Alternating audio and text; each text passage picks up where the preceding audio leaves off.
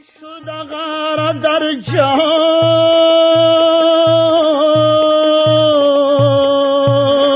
دیوانه شو دیوانه شو.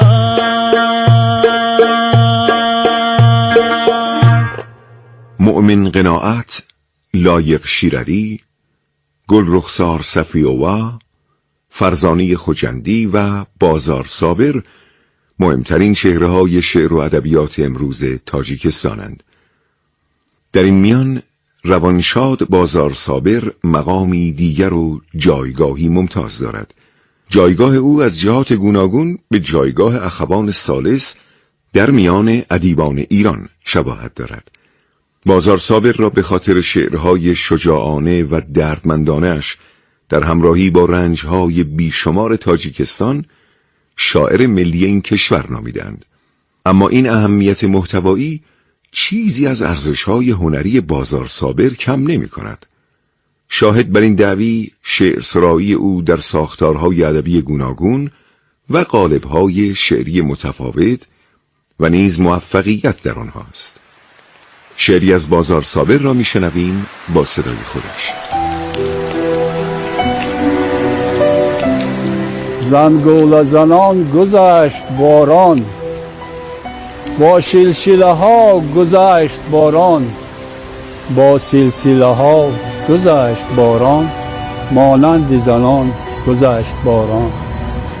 باران و من و حباب در آب، باران و من و حباب در آب، آب و من و اضطراب در آب، آب و من و پیچ و تاب در آب، آب و من و آبگینه در آب، صد حلقه و صد نگینه در آب. باران و چکیدن خوش آواز، از شاخه تر چکیدن ناز، از شاخه تر چکیدن عشق، از شاخه تر چکیدن شعر، از شاخ قلم چکیدن من. زنگوله زنان گذشت باران، زنگوله زنان گذشت باران، چابک و جوان گذشت باران. با سلسله ها گذشت باران، با سلسله ها گذشت باران، مانند زنان گذشت باران.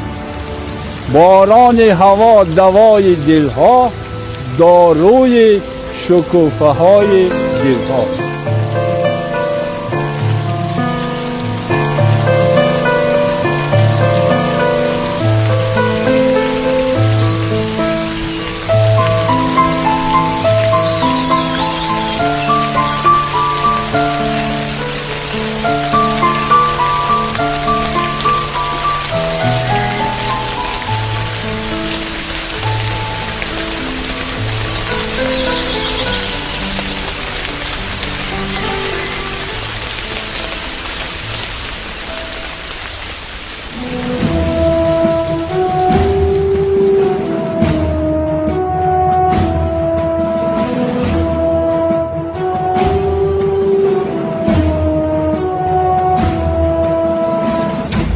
پارسیگویان جهان و ایران زمین، شاد باشید و در پناه خدای جهان آفرین.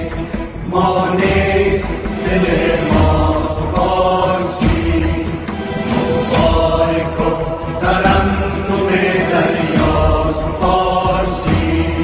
سرسخت در حماسه و همبار در سرود، پیدا بود از این که زیباست پارسی.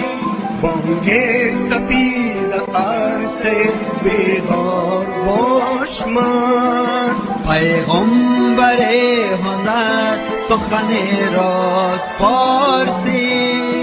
دنیا بگو مباش، بزرگی بگو برو، ما را فضیلت است که ما راست پارسی.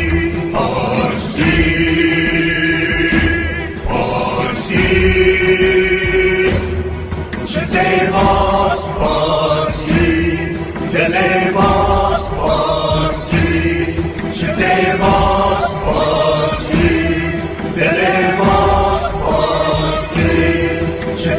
باز